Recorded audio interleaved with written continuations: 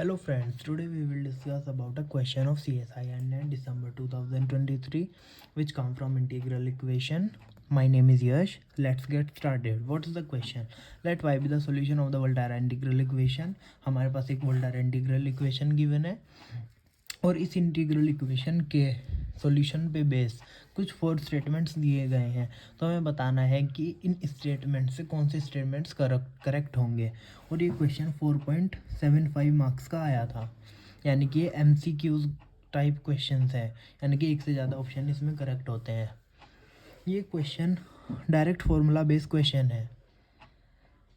तो integral equation में direct formula based question अधिकतर आ जाते हैं, इसमें थोड़ी कैलकुलेशन रहती है, पर 4.75 मार्क्स गेन करना ईजी हो जाता है, बस कैलकुलेशन रहती है थोड़ी। देखते हैं। तो सबसे पहले हम इटरेटेड कर्नल निकालेंगे। इटरेटेड कर्नल की हेल्प से रिजोल्वेंट कर्नल और रिजोल्वेंट कर्नल से डिफरेंशियल इंटीग्रल इक्वेशन का सॉल्यूशन फाइंड करेंगे। तो देखिए, we have a Volterra integral equation. ये हमारे पास इंटीग्रल इक्वेशन है। हमने यहाँ पे सारी वैल्यूज नोट डाउन कर ली है। के एक्स टी जो कि इसका कर्नल है, एफ एक्स की वैल्यू नोट डाउन कर ली है, और लैम्डा जो इसकी आइगन वैल्यू है। तो सबसे पहले फर्स्ट इटरेटेड कर्नल, जो फर्स्ट के वन एक्स टी होता है वो के एक्स टी के इक्वली होता है, दोनों सेम होते हैं। और जो हमारे पास आगे के इटरेटेड कर्नल के लिए फॉर्मूला होता है वो होता है K M X T integration T to X K X Z K M minus one Z T D Z. देखिए, तो हम सेकंड इटरेटेड कर्नल निकालेंगे के टू एक्स टी। तो इसमें इसकी वैल्यू पुट की के एक्स जेड के one Z T D Z. तो के एक्स जेड की वैल्यू पुट करके 1 + x² अपन 1 + z² इंटू, ये भी सेम ही है, बस हमें x की इस प्लेस पे z रखना है, t के प्लेस पे t है ही। तो 1 + z² अपन 1 + t², इससे वाली टर्म कैंसिल आउट हो गई। क्योंकि सारा इंटीग्रेशन z के रेस्पेक्ट में हो रहा है, तो 1 + x² और 1/t² बाहर कॉमन में आ जाएगा और इसका इंटीग्रेशन z हो जाएगा, और लिमिट पुट करने के बाद x - t हो जाएगा। ये तो हुआ फर्स्ट इटरेटेड कर्नल। तो अब हम निकालेंगे थर्ड इटरेटेड कर्नल। देखिए, ये रहा थर्ड इटरेटेड कर्नल। तो लिमिट ये हमने पुराना वाला फॉर्मूला लगा दिया, बस यहाँ पे k1 के प्लेस पे k2x z आ जाए, k2z t dz आ जाएगा। हमने वैल्यू पुट की kx z की और k2z t की, ये पुट की जब ये हमने अभी फाइंड किया था। ये अगेन फिर से ये वाली टर्म कट जाएगी और ये वाला सारी टर्म बाहर आ जाएगी, और सिर्फ z वाला फंक्शन इंटीग्रेशन के अंदर रहेगा। इसका इंटीग्रेशन किया, लिमिट पुट लगाई, तो ये फॉर्म हमारे पास बन गया है। तो अब हम इन जनरल बोल सकते हैं कि जब हमने थर्ड इटरेटेड कर्नल निकाला तो उससे एक पावर कम x - t की स्क्वायर आई। तो यानी कि अगर हम mth इटरेटेड कर्नल निकालेंगे तो उसमें m-1 पावर आएगी और अपॉन में m-1 फैक्टोरियल आएगा, और ये वाला फंक्शन तो एज इट इज़ रहेगा ही। हम और भी चेक करने के लिए k4xt भी निकाल सकते हैं। अब हमारे पास रिजोल्वेंट कर्नल आया। रिजोल्वेंट कर्नल का फॉर्मूला होता है summation lambda two the power m-1 के एम एक्स टी। हमने लैम्डा की वैल्यू अभी हमने सबसे शुरू में लिखी थी, वो उसकी वैल्यू 1 थी, और हमने ये के एम एक्स टी की वैल्यू यहाँ पे पुट कर दी है। 1 की पावर m-1, तो एज इट इज़ 1 ही आ जाएगा, और मल्टीप्लाई में इससे कुछ फ़र्क नहीं पड़ेगा। और ये वाली जो टर्म है ये m पे डिपेंड नहीं कर रही, समीशन m पे लग रहा है, तो ये जो कि तो बाहर निकल जाएगी और सिर्फ ये वाली टर्म अंदर रहेगी।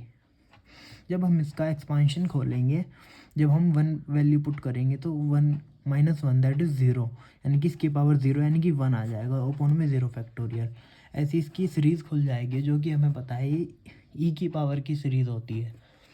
तो ये ई की पावर x - t, तो हमारा रिजोल्वेंट कर्नल ये आ गया। तो हमारी जो इंटीग्रल इक्वेशन का सॉल्यूशन होगा वो कुछ ये होगा, वाई एक्स एफ एक्स और लैम्डा बाहर आ जाएगा, और के एक्स टी की जगह रिजोल्वेंट कर्नल आ जाता है, और यू वाई टी की जगह एफ टी डी टी आ जाता है। ये वाला जो फंक्शन होता है ये वाला आ जाता है, पर इसमें एक्स की जगह टी आता है।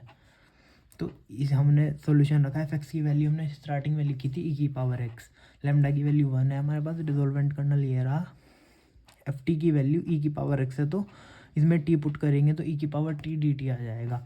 ई की पावर एक्स - टी है, तो -t और +t ये दोनों कैंसिल हो जाएंगे, तो बाहर ई की पावर एक्स बाहर ले लिया हमने, क्योंकि इंटीग्रेशन टी के रेस्पेक्ट में है। 1 + x² ई की पावर एक्स, तो ये रहा। और जो ये वाला इंटीग्रेशन होता है tan इनवर्स t का इंटीग्रेशन होता है।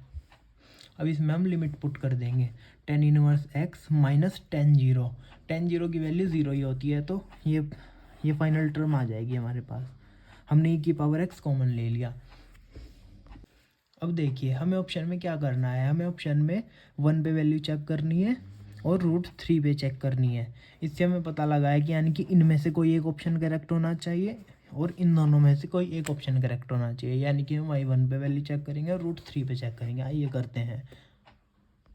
देखिए y1 1 + 1 और x के प्लेस पे हमने 1 रख दिया है, tan इनवर्स x था तो 1 आ गया e की पावर 1। 1 + 2 tan इनवर्स 1 की वैल्यू होती है π/4 और e, यानी कि 2 से 4 कैंसिल हुआ तो 2 हो गया 1 + π/2 e। अब हमें वैल्यू फाइंड करनी है √3 पे, y√3 पे। तो देखिए 1 + 1 x² के प्लेस पे √3 आया, √3² tan इनवर्स √3 और e की पावर √3। 1 + 3 π/3 की पावर √3, 1 + 3 4 हो गया तो 1 + 4π/3 e की पावर √3। तो देखिए अब हमारे पास y1 पे पहली वैल्यू ये आई है और √3 पे ये आई है। देखते हैं इसका ऑप्शन क्या होना चाहिए। y1 पे हमारी वैल्यू क्या आई थी, ये आई थी 1 + π/2 e, ये रही 1 + π/2 e, 1 + π/4 नहीं आया था, तो हमारा सेकंड ऑप्शन करेक्ट हुआ। और √3 पे हमारी वैल्यू देखिए क्या आई थी 1 + 4π/3, यानी कि ये वाला ऑप्शन करेक्ट हो गया और ये दोनों ऑप्शन रॉन्ग हो गए। तो कैसी लगी आपको ये वीडियो? ऐसी वीडियो और देखने के लिए हमारा channel subscribe, like, share and comment ज़रूर करें।